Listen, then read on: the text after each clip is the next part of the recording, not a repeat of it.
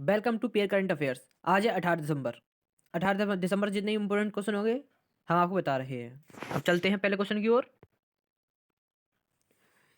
पहला क्वेश्चन, किस देश के प्रधानमंत्री ने नरेंद्र मोदी को 2021 में होने वाले G7 बैठक में आमंत्रित किया है? तो इसमें आमंत्रित किया है ब्रिटेन ने। अब क्या है इसमें, क्या है, जो 2021 में G7 की बैठक होगी उसकी अध्यक्षता करेगा ब्रिटेन, इसलिए ब्रिटेन ने भारत को आमंत्रित किया और ये आमंत्रण भारत ने स्वीकार भी किया है। अब हम देखें कि अभी 16 दिसंबर को जो ब्रिटेन के विदेश मंत्री थे उन्होंने गुजरात में प्रधानमंत्री नरेंद्र मोदी से मुलाकात की और उनको न्योता दिया और इसी न्योता को भारत के प्रधानमंत्री ने स्वीकार भी कर लिया है। अब हम नेक्स्ट क्वेश्चन की ओर बढ़ते हैं। अब हम देखते हैं कि देश के का चांग-ई 5 यान चंद्रमा की सतह से पत्थर और मिट्टी के नमूने लेकर पृथ्वी पर लौट आया है। तो इसका सही आंसर है चीन।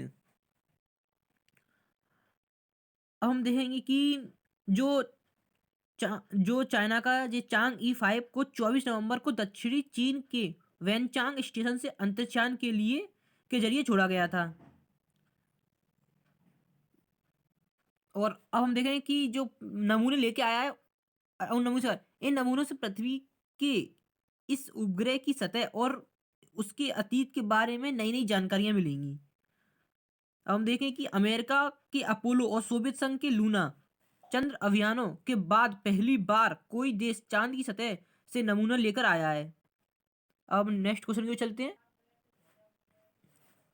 हाल ही में अमेरिका किस देश के प्रति सख्त रुख दिखाते हुए करेंसी मैनिपुलेट्स यानी मुद्रा में हेरफेर करने वाले देशों की निगरानी में सूची में डाल दिया गया है? तो इसका आंसर है भारत। अब हम देखेंगे कि जो भारत ने अमेरिका के प्रति सख्त रुख दिखाते हुए इसे भी चीन, ताइवान जैसे 10 देशों के साथ करेंसी मैनिपुलेट्स यानी मुद्रा में हेरफेर करने वाले देशों की निगरानी में डाल दिया है। अमेरिका ने भारत सहित जिन देशों को इस सूची में डाला है वे सभी बड़े व्यापारी साझेदार हैं। इन निगरानी सूची में भारत, चीन, ताइवान के अलावा जापान, दक्षिण Korea, German, Italy, Singapore, Thailand और मलेशिया शामिल हैं। अब नेक्स्ट क्वेश्चन की ओर जाते हैं।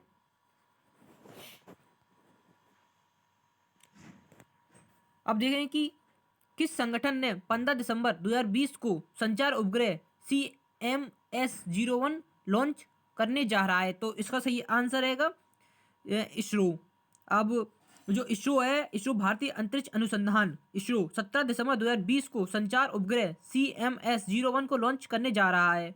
उपग्रह CMS-01 PSLV C50 रॉकेट के जरिए, अब हमको क्या याद रखना है इसमें, PSLV C50 रॉकेट के जरिए परीक्षण करने के लिए उसकी उल्टी गिनती चल रही है। अब हमें ध्यान रखना है, जैसे कि पूछ लिया जाता है जो CMS-01 लॉन्च हुआ है उसको किस रॉकेट से, हमें याद क्या रखना है, PSLV C50 रॉकेट से उसको लॉन्च किया गया है। जी हमारे, अब जी कहाँ से करिए, आंध्र प्रदेश के नेल्लोर जिले स्थित सतीश धवन अंतरिक्ष केंद्र से इसको लॉन्च किया है। इसरो एक बार फिर इतिहास रचने जा रहा है। अब हम नेक्स्ट क्वेश्चन ये पढ़ते हैं। अब रक्षा अनुसंधान एवं विकास संगठन DRDO ने स्वदेशी तरीके से विकसित निर्म में से किस मिसाइल को उड़ीसा के बालसोरा तट से सफल परीक्षण किया है? तो इसका सही आंसर है पृथ्वी 2। पृथ्वी 2। अब भारत सरकार ने 16 दिसंबर 2020 को उड़ीसा के बालासोर के तट से पृथ्वी 2 के बैलिस्टिक मिसाइल का परीक्षण किया। यह परमाणु संयंत्र मिसाइल सहित मार करने में सक्षम है, मतलब परमाणु से परमाणु मार करने में सक्षम है। 1 महीने के अंदर पृथ्वी 2 का मिसाइल का यह परीक्षण है, दूसरा परीक्षण है। इसी साल 20 नवंबर को उड़ीसा तट में इस मिसाइल का परीक्षण किया गया है। भारत ने 1 महीने में 8 नई और पुरानी किस्म की मिसाइलों को सुबह और रात सफलतापूर्वक परीक्षण किया है। अब पृथ्वी 2 बैलिस्टिक मिसाइल है, ध्यान रखना क्या पृथ्वी 2 का है, बैलिस्टिक मिसाइल है जी, हमारे लिए मोस्ट इम्पोर्टेंट। और इसकी मारक क्षमता कितनी है, 350 किलोमीटर है। इस मिसाइल का नाइट ट्रायल लॉन्च कॉम्प्लेक्स 3 से मोबाइल लॉन्चर से 7 PM से 7:15 PM के बीच किया गया था। अब नेक्स्ट क्वेश्चन पढ़ते हैं जी। इसकी हमें क्या है जी ध्यान रखना है, जो जैसे कि ये क्वेश्चन चल रहा है इसमें पृथ्वी 2 ये क्या है, पृथ्वी 2 जो एक बैलिस्टिक मिसाइल है, मेन चीज में क्वेश्चन में आता है पृथ्वी टू कौन सा मिसाइल है, तो हमें बताना पृथ्वी टू एक बैलिस्टिक मिसाइल है उसकी मारक क्षमता कितनी है, 350 किलोमीटर है। अब नेक्स्ट क्वेश्चन की बढ़ते हैं। विश्व बैंक ने भारत में विकास कार्यों की सहायता के मकसद से 80 करोड़ डॉलर से अधिक की लागत वाली कितनी परियोजनाओं को मंजूरी दी है।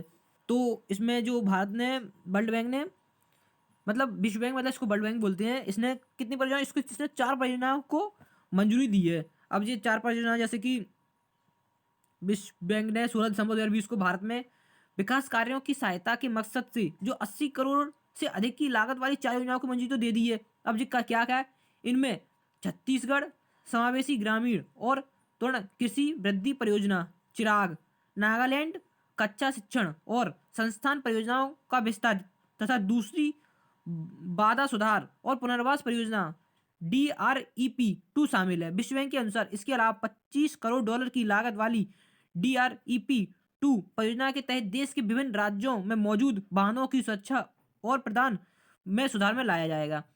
मतलब जो 80 करोड़ डॉलर दिया गया है इसमें, जैसे कि इसमें कृषि हुआ, ठीक है समावेश, और छत्तीसगढ़ समावेशी ग्रामीण हुआ, तृण कृषि है, और नागालैंड का कच्चा शिक्षण संस्थान परियोजना, और जो बांधों का सुधार, जैसे बांध है वो बहुत पुराने बांध है उनको द्वारा से उसी मतलब मजूदी देना है।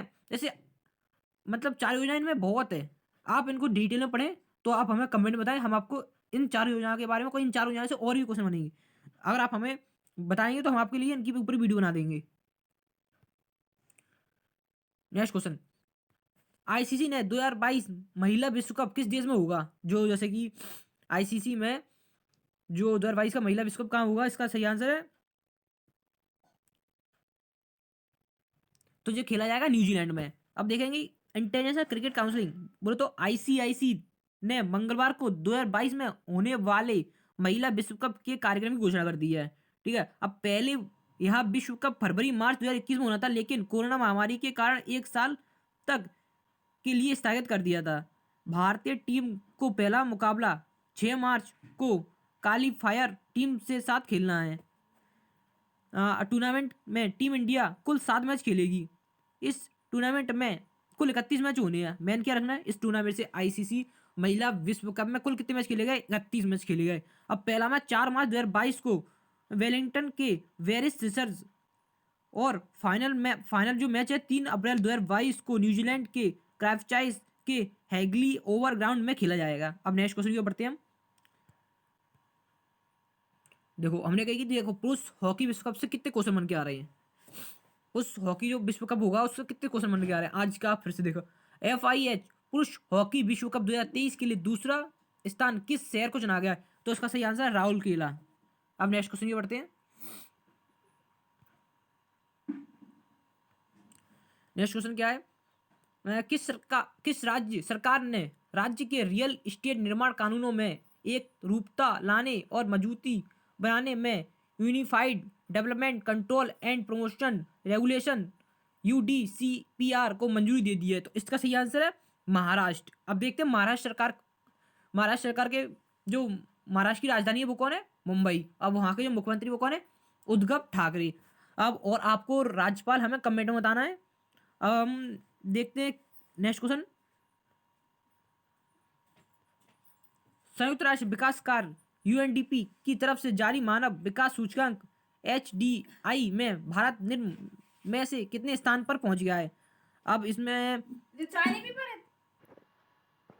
ओके अम्मी, जैसे कि हम देखेंगे कि जो संयुक्त राष्ट्र विकास कार्यक्रम UNDP की तरफ से जारी मानव विकास सूचकांक में भारत निम्न में से कितने स्थान पर पहुंचा था, तो अब जो पहुंचा है भारत 131 पर हम देखेंगे 1 साल पहले भारत का जो स्थान था वो 129वां था। अब ये क्या है, संयुक्त राष्ट्र विकास कार्यक्रम UNDP की तरफ से जारी मानव विकास सूचकांक में भारत 2 अंक से फिसलकर 131 पर पहुंच गया है। ठीक है, और साल 2018 में भारत की रैंकिंग 130 थी, 130 थी भारत की रैंकिंग। आज के लिए इतने करंट अफेयर के क्वेश्चन। आप हमारे चैनल को सब्सक्राइब करें, लाइक करें और बेल आइकन दबाएं। और अगर आप लाइक करेंगे और सब्सक्राइब करेंगे तो हम आप और मोटिवेटेड होंगे और हम आपके लिए और चैनल बनाएंगे और नई नई वीडियो बनाएंगे अपने चैनल पर।